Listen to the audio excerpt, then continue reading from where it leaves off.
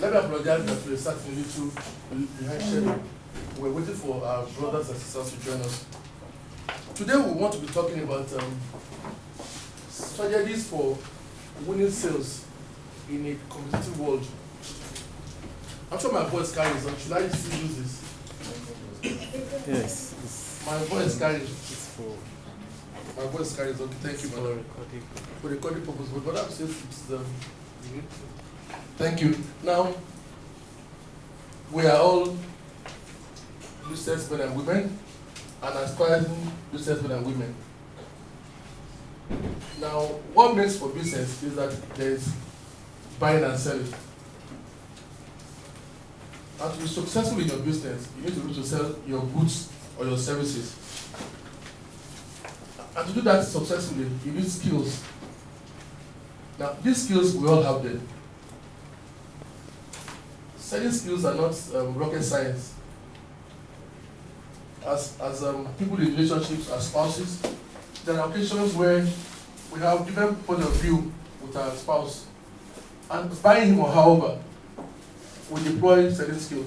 The moment you win your husband or your wife to your point of view, what they have used is selling skill.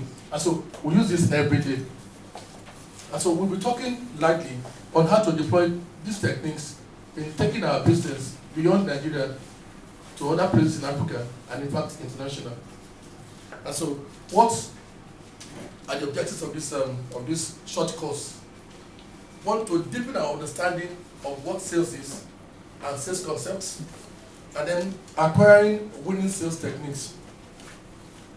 Now, the slides are detailed. Sorry, first of all, part of the things I do is I do events.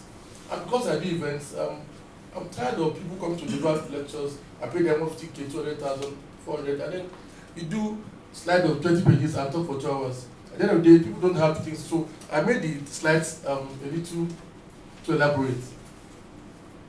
Because that's what I expect people that I pay money to do. So that when people have the slides, they can understand them better when the man is on there. So I've also said that, what is sales? We say that sales is the exchange of goods or service for that amount of money, or is equivalent, that is by barter. If, for example, you have a business and you want to advertise, you don't have money, you could go to NTA. Let's imagine you have an hotel, and say to them, I'm giving 30 slots of adverts of 30 seconds or 1 hour or 1 minute, and your staff will stay in my hotel. That's sale. But let's not forget that sales should be a win-win situation. You should win by selling, and the client should win by buying what satisfies his or her need. Please, sales does not mean that you sell what your customer does not need, because what will happen after you may not like. I won't say that sales is exchange or buying. What exactly do you mean by buying? Why do you buy any product? We buy products which solve our problems or satisfy our needs. Now, none of us here buy products per se. What we buy is the products of the product, as in what we buy are the benefits inherent in the product that satisfy our needs. We do not buy what the product is. We buy the benefits that the use of the product will bring to us. And so, now, if selling is to satisfy need, so what is need? What is want? What is demand? Whenever there is problem or discomfort or deprivation, then there is a need. And need may be implied or dormant or active. Now, when need is active, then it becomes a want or desire. And want that has money backing it up, then becomes effective demand. Now, as salespeople, we don't conjure the need. We only bring it out. And so, the concept of selling is seen from the point of view of the customer. Now, selling is not selling your product per se. It is satisfying the need of the customer. And so, these are the concepts of sales. Sales is helping people achieve their needs, matching what you have to offer to what the customer wants.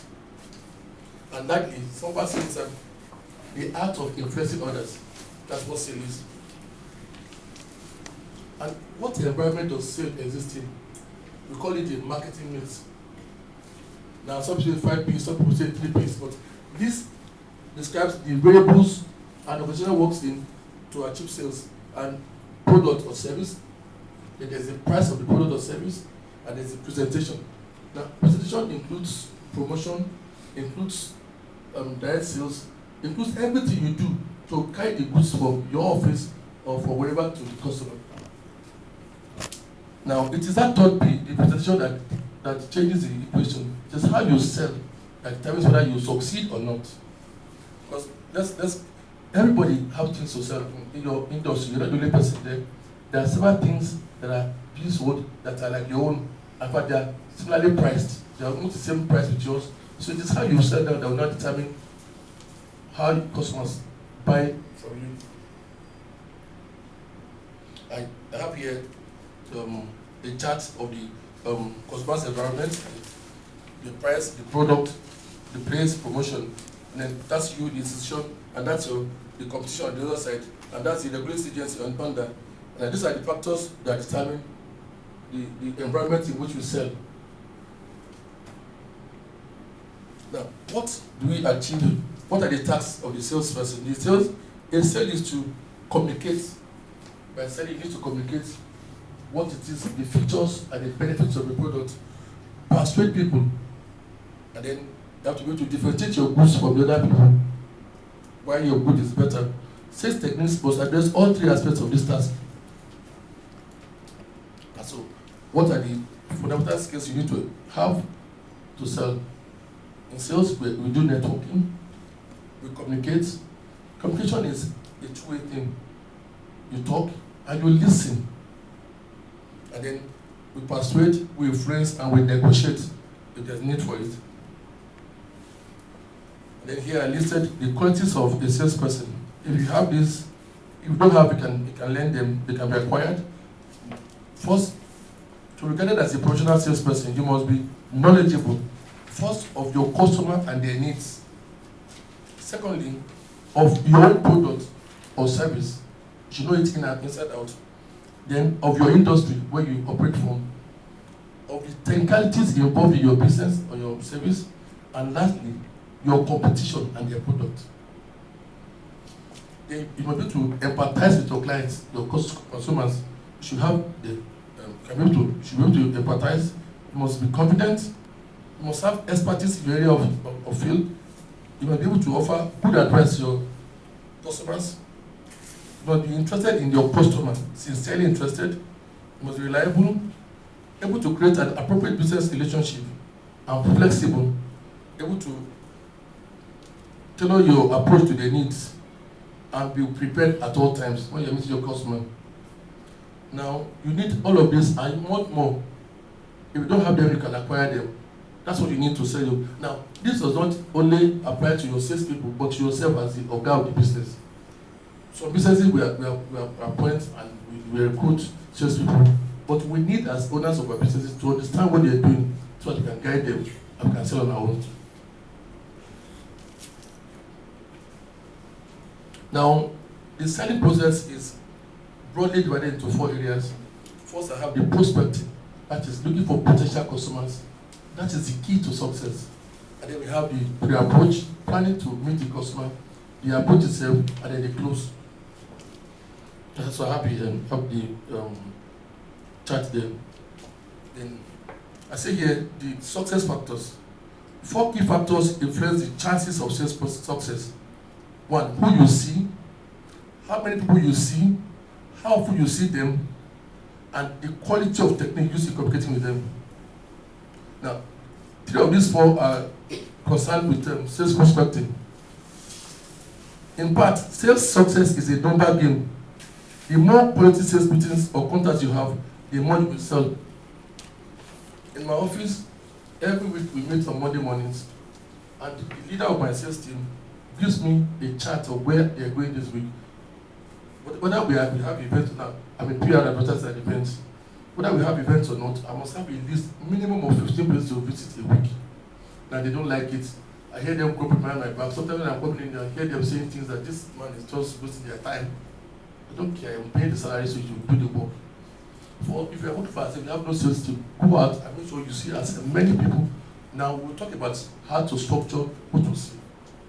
As many people as you can that are directly related to what you are selling or doing. Now, prospecting. I said here, most businesses need the lifeblood of new prospects, whether you need a few occasionally or many on a regular basis. Finding enough and finding appropriate ones is a matter of some importance. Now, there are several methods of prospecting. I mentioned endless chain, that is making one lead to another by asking when you meet with a client, for example, you can use one client to get other clients. We call it endless chain by asking, for example, do you know anyone else who might be interested in this business or in this product I'm giving you? Or if another one is by analyzing, if this banker is interested in this business or in this product or this service, now which other banker can I contact? Whatever business you're doing, if you're selling land, for example, and a banker bought from you, if a banker is interested in this land in Kuje, which other banker do I know that can be interested? Another method is centers of influence. If you belong to association, like I do belong to a couple of associations, like NIPR, for example, these are contacts who they may be customers of their own, but they can introduce to other people that will buy from you. Another method is personal observation. Now, as we go around, let us open our eyes. Let's keep our eyes peeled. Opportunities are all around us. So watch those trade presses. If you're in Abuja, buy the Federal Tenders Journal, depending on what you're doing. Buy the Federal Tenders Journal. Find out who is moving to those new offices around you. Now, most of the businesses my people have got, they got there by being observant. If they see, like I said, we do part of the thing with this event. They see a big structure coming up, they'll come to the office and prepare to go and meet the owner or whoever is in charge, so that we can meet them to do the commissioning or the opening or whatever. Find a way of us giving them some service. And then wherever if you're in a block of flats or in plazas, like all of us are in plazas these days, walk downstairs in your office block and see who is on those floors that will need your business. Don't be in a cocoon. Go around and open your eyes and go out. Another method is to chance contacts. When you enter those flights and you sit beside people, open up, greet them, talk to them, class them, for example, good day, sir, I'm Edward. And then you say, sir, I'm John. So, how do you do this? I say, fine. How's work, sir? Still good, sir. I say, he says, oh, work is great. I say, what do you do, sir? You say, oh, I'm an architect. Oh, I'm a pilot. So open up when you sit on chance meetings. You could not. I got a job of several millions by sitting with a man who was the Oga of them in front. When he flies, same flights, I just started gisting with him. Say, that is the DG of. I quickly brought out my. Put on a chat, I gave him US change. And 2 months later, I saw in the papers that they were doing something in Abuja. And I called him up. Say, go. Said, I was thinking of that man that he saw. He has lost the card, but I have my card, so we got the job. Then another method is going through lists. There are a host of choice of names. Names, from yellow pages to membership list. Now, yellow pages, you should have them in your office. Buy them and go through them. They're not to be kept in your. Go through them and see which of these people will need your service or these organizations that will need your service. Again, for people that are working for you, for example, in my office, I have sales people and then past customers. Because some of us have been there, we've been business for some time. Some of our past customers don't go there again. And they're not buying, not because they don't want to buy, but because we have neglected them. Like if you're new in the company, if you are a salesperson, or even as the boss of your business, go through your clients list, your old clients list, and see who you've not dealt with in some time, and call them up and try and link up with them. Another method is suppliers. For example, I make it a point of it, if I do business with you, that you patronize me. I left Zenith Bank, I shouldn't be mentioning them, because they don't patronize me. I do business with them for so long, and I don't get anything from them, so I put my money. And I have no apologies for that. So anybody that you are dealing with, they should be able to deal with you back too, if you have the same. So suppliers, anybody that's doing anything with you, if you're an architect, for example, or you build that, and there are people that are bringing that, for example, let's say somebody's buying you chickens or whatever, and then they build business that you can do, and they give somebody, then you stop working with them. I don't have no regrets doing that. And then extracurricular activities. See, I said that it is worth analyzing what compensations you sit on. Now, don't spend a lot of time in committees that don't pay you. Don't be too religious and forget that you are here to make money.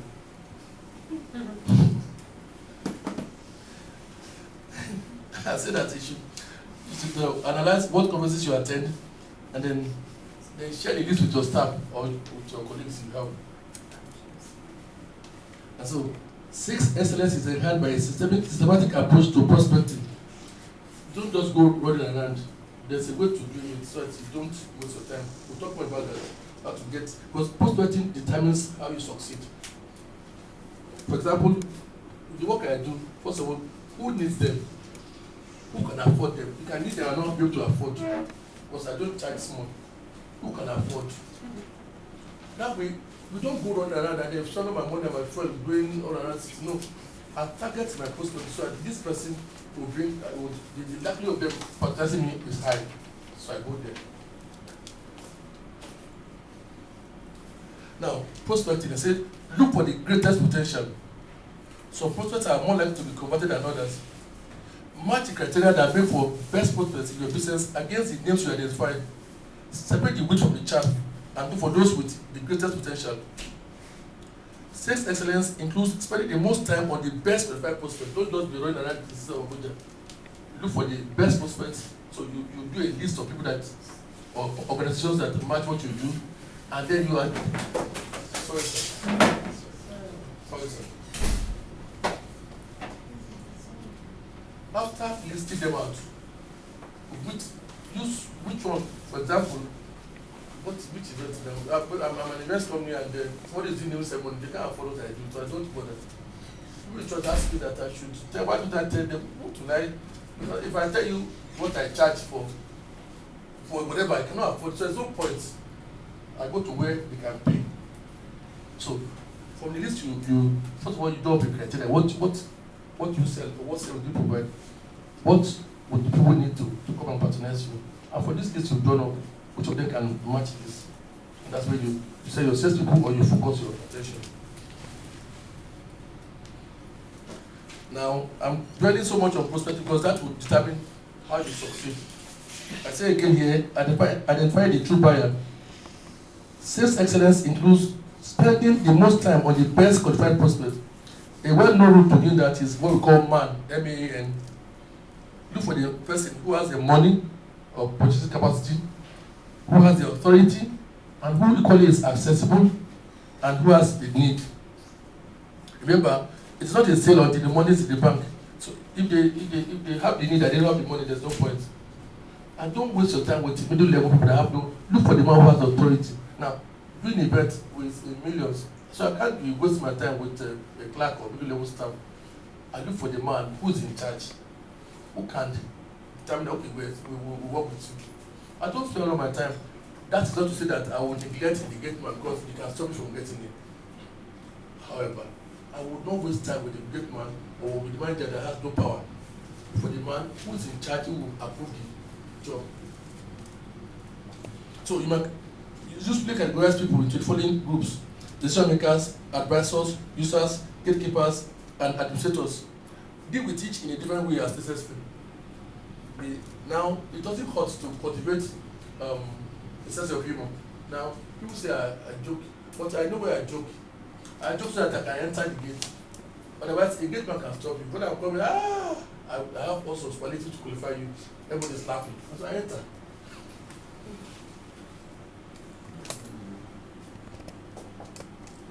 Now, this is for if you have sales staff.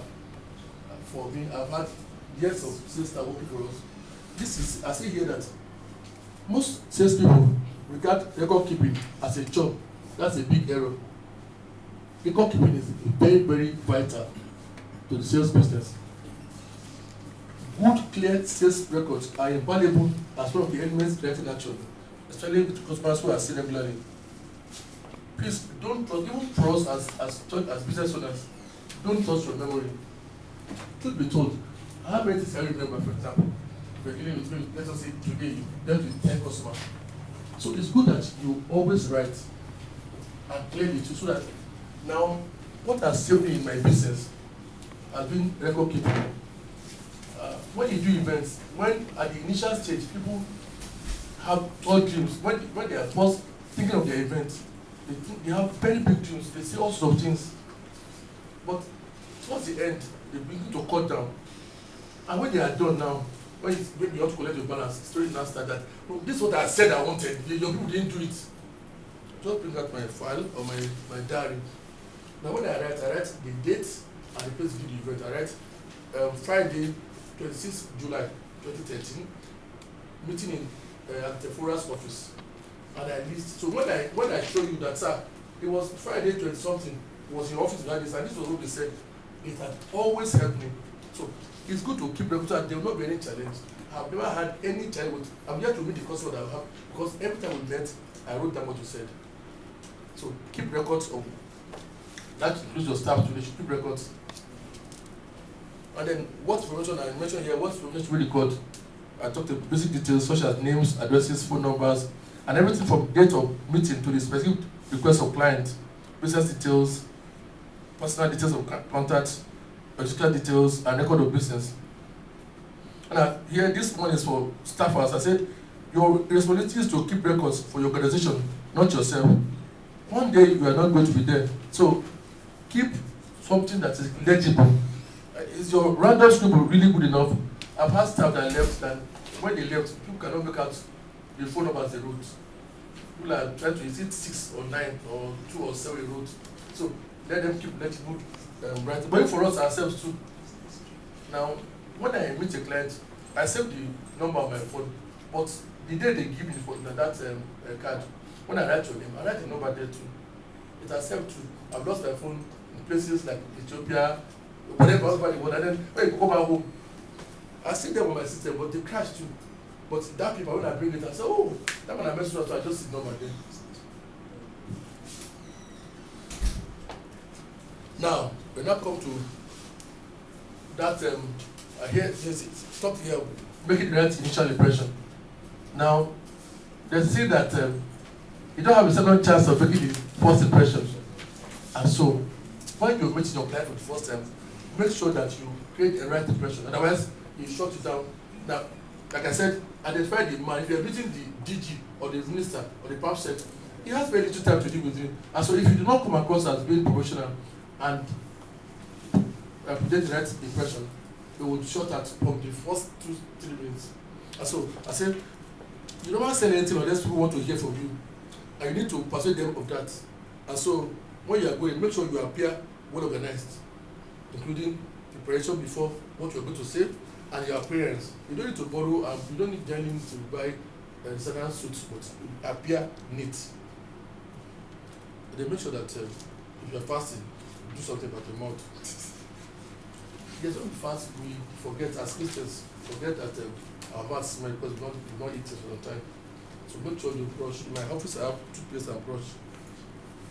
So when I'm going to see minister, I don't say good afternoon. It says good afternoon. You won't hear anything you won't say after that. And I have to fast. So prepare. So just an agenda that makes sense to the customer. Clear if necessary how long the meeting can. Now if you're dealing with very busy people, if you have seen the minister, you have to listen. Some people have say you have 10 minutes. So make sure you finish what you are saying in 10 minutes. Get probably down to business and take notes. Again, take notes. Very important. Always take notes. Above all, make it clear that what you intended is intended to be right for the customer, not just for you. A genuine and visible interest in the customer is a good foundation for all that must be done in the first moment. Let him know that you have his interest at heart. No, you're not there for the sale. You are there to meet his need. That way is listening. Now, talking further on the right impression, as Shakespeare puts it in Much Ado About Nothing, it says, and two men ride a horse, one must ride behind. That means that in the meeting, somebody must lead. You take charge for the very beginning. Take charge and stay in charge. Take the initiative, lead the meeting. But this does not mean that you would do most of the talking. No. And you must not appear pushy, because you don't want to see somebody still pushy and you see that they only after money. You just switch off. And so make the customer feel that what is happening is natural, right, and best for them. So we're saying that you should run the kind of meeting you want and which they find they like and preferably like better than what your competitors are doing. And when you leave that place and get to your office, do a contact report. Now you have staff working for you in sales. Every day they come back, or every time they meet a new client, let them do a contact report. That way, the essentials of what you said is kept for posterity. Now you are with the clients, and how do you discover the need? You met them now. So we're talking now about questioning techniques. How do you bring out that thing exactly what you want? So I say that the precision with which questions are asked is important. First, always try to ask questions and make it clear. Avoid any possibility of ambiguity and face questions clearly. Make sure that there's nothing that is ambiguous. For example, in my business, I meet somebody, he says to me that we need 20 ushers, or I like the MC should be a female. Now, we don't get that regularly, especially in this part of the country. If you're not listening, if you think there's only MC and you bring a male, you'll be surprised. We did some work for the wife of the vice president some many years ago, and we had agreed with her on bringing a band. And the sister who was interfacing had agreed that a particular band should come. And on the day, the event had been launched, it was an NGO that had been launched in New York, and it was launched in Nigeria. People came from all over the world. And unfortunately, as started at the hotel, Yuma came in just a few minutes after the start. I saw the boys and he just went wild. But the sister didn't communicate what we agreed with her to her. And it was bedlam. So just shouting, and those SSS will just, you know them, what is that? Just say they will shoot me, they will do the the man did not tell them, but they to please them, madam. They said, wait, wait, I said, ma, this is what we agreed. He said, no. I told her, I said, don't put the car in my file, my diary. When she was in the camera, I just opened the thing. And I just want to talk to your sister. She just goes and said, cursing in their language. So please avoid any ambiguity and phrase your questions clearly. Use a series of questions to probe, digging at the same area to obtain more detail, clarification, or reason behind the initial answers. Ask open questions. This time we talk about open questions. Ask open questions to get people talking. Again, I said take notes. It's important that you take. I cannot emphasize this. Note taking will save you a lot of stress in life. Take notes. And then, of course, organize social time. And then, open questions. I talking more of open questions. What are open questions? They are questions that deserve a further word. Open questions cannot be answered by a yes or no. So, how to start is what is, why, where, who, and how. Or the magic phrase, tell me about so and so. Or sir, could you tell me more about so and so? Remember, most people enjoy nothing more than talking about themselves and what is important to them. They want you to understand that their situation. So, ma, could you tell me more about? People will enjoy to hear their own voices. So let them talk, and please listen. And I talk about the importance of listening. Good salespeople are good listeners. Customers want to deal with people who take an interest in them and with whom they can relate. So, what does active listening involve? If it will have full effect, listening must be seen as something that needs working at. The keys to active listening are listen carefully and check immediately if something is not clear. If you're not sure what he or he said, ask questions. Sorry, ma, could you go back? I didn't get that. Or sir, he or she will go back.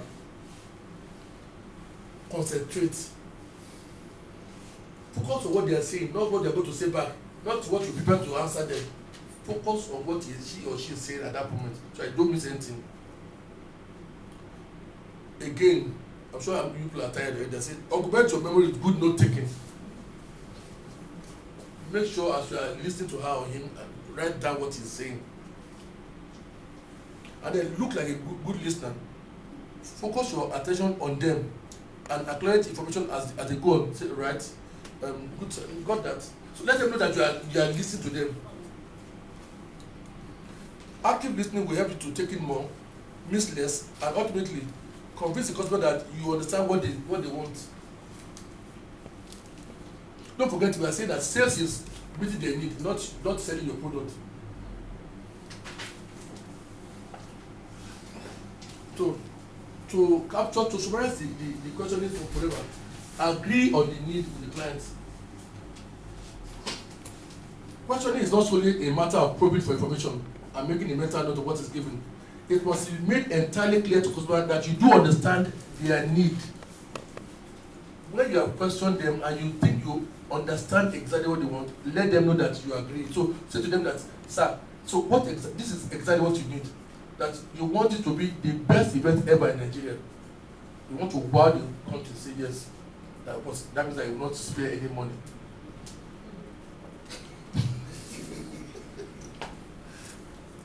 Now, why should they accept suggestions or recommendations you make if they do not think that they are made in a way that relate to an understanding of their needs? So, the only reason they will listen to you when they know that what you have said is an answer to the things they've told you, because they saw that you were listening, you took notes, and you agree with them on the need.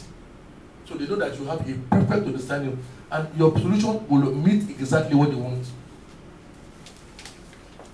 So needs can be agreed by an acknowledgement of say, right, I understand, sir, or stating them. So if to make it clear, you can state what she said you wanted. So sir, you said this and this and this. Say yes, you are correct. Always create the unmistakable view that you are totally appreciative of the customer's point of view. Let them believe that, in fact, you are there for you are everything. That's why you are here, and indeed that's why you are there for the money. But that should not be it.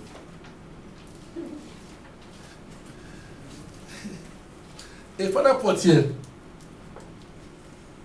a point of questioning is completely wasted if it makes no difference to what is done next. Now, if after those questioning and everything, you now go back to your normal spiel, I did not make any reference to what he or she has said, then you've lost it. They know that you're not serious, and you may not win the business. If you ask lots of questions, they simply leave the answers on one side and seem to give the standard spiel, your credibility will take a dive. If you look at that illustration on the right, unfortunately the illustration cannot be shown here. I have an illustration here.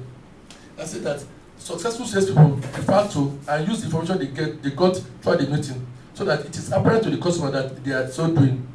The illustration says that in view of what you said, sir, my recommendations are, so the sales lady talking to the client, sir, in view of what you said, these are my recommendations concerning those things you said are your challenges.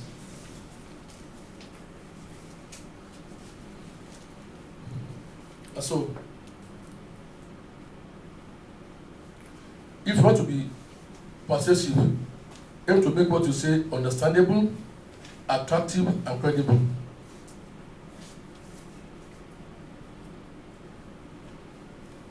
So I want to clarify what I meant by understandable, attractive, and credible. The rule for clarity: to be understandable, always think about explanation and description before you go, or when the man is talking. Think through an explanation what you want to say, so you don't appear foolish, and let it match what the customer needs. Aim to make what you say immediately and easily understandable. Take note of clarifying questions. So if he or she has asked questions, take note to answer them. Make explanations thorough and precise, telling people what they want to know and go to an appropriate level of detail. Match the level of technicality to individual buyers. Now, if you're making a presentation, make sure that your explanation does not go beyond, it's not above the head of the people you're telling. I made a presentation in an office. The MD was emotional, so I could use appropriate jargons. When I met the chairman of the group, he was an able trader. So I didn't need to, I was using anecdotes and local proverbs. I didn't use any jargon, what you could relate with. And then that is, otherwise you will lose it. Because he's the one that will bring the money. If you're speaking too much English, he will not understand you. If he doesn't understand you, won't pay.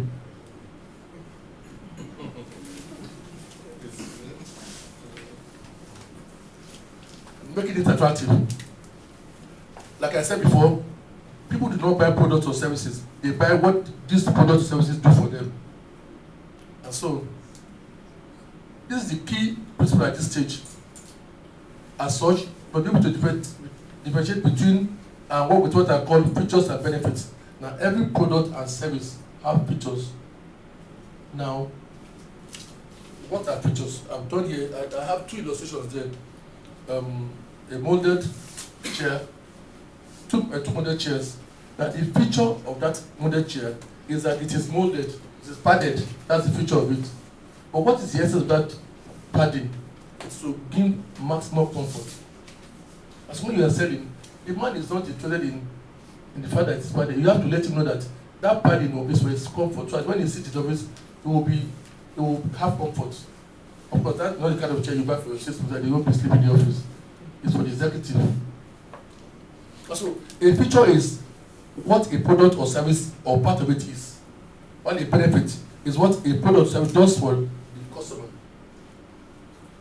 So, emphasize benefits when you are talking to you. If decorating this room now, what it will bring to me as a customer is that it will enhance the aesthetics of my house, make it beautiful, and make it homely. So that's what I should be. I don't be telling you that this is silk. And so what? But this silk will bring out the beauty of this ceiling and make this thing very wonderful. So, oh, that's right. I think we should buy this. So customers are best persuaded by a style of selling which talks benefits. And so, benefits are most important to customers, but features are what makes them possible. So, I give a number of examples. I said, a car has many features. One such feature might be a 5-speed gearbox. So, if you are selling a 5-speed gearbox, for example, a car that has 5-speed gearbox, that is manual car, the benefits are plenty. The 5-speed gearbox means greater fuel economy. It's better than 4-speed or automatic gearbox, and it means quieter running time. So when you are telling somebody, say to them that for best fuel economy, for example, and lowest running cost, the model which is 5-speed gearbox is better for you. That is for somebody who is looking for that benefit. But if you are selling to a senator who wants to make a statement in the society, for example, that he has arrived, you know that his problem is not fuel economy. So so you have to match the benefit to the person. If I came to police office now, I know that I know he has money. I'm not talking fuel economy. I'm talking what will enhance his status. That he's a big man. So there's something flashy. So I'll not be talking benefits. I'll be talking about things that he would like to hear. So I said here, while benefits and features are definitive statements about a product or service, a benefit is only useful if it matches the customer and the customer's needs. Like I said, the man in National Assembly who has so much money is not worried about fuel economy. He's worried about status. So I will look for how to tell you that this one matches you. This is a sports car that fits this is what your mates are using now. So a benefit is only useful if it matches, again, I need to restate it, matches the need of the customer. And then there's the issue of price. Now, price is an area of core product or service description to be dealt with possibly. Now, price, for example, in my business, I'm into service provision. And really, there are people that are coming up who because they are late off from the bank, they call themselves event managers. And so, they provide this kind of service that people know, because when they don't know the difference, that they have no experience. And so when they say, I see the service, somebody say wants to do the service for 10 naira, and I say my own is 5 naira. I don't bring them down. I show the customer the value in what I'm doing. Because you have to be careful, you don't run down your competition. It doesn't tell well of you. What you need to emphasize is the value derivable from your service or your product. So the job is not to defend the price, so much as to demonstrate the value for the money. In any case, being cheap is rarely a virtue. So find ways of determining the price that actively build value for the money. I was at I went to see a client, one chief. I said to me that And what do that? We have seen our position, our but Secretary gave him 2 others that are far lower. I said, yeah, that's true, sir. That you agree, sir, that if one were to eat amala in Area 1 under the bridge, or in the restaurant in Busetu, or in Hilton, it's same amala. As a matter of fact, the one under the bridge may be better than the one sold in Busetu or in Hilton. But that will not be the same cost. Amala under the bridge in Area 1 is to be maybe 200 or 300 naira. In Busetu, maybe 1,000 naira. In Hilton, it's 7,500 naira. But first of all, you know that you cannot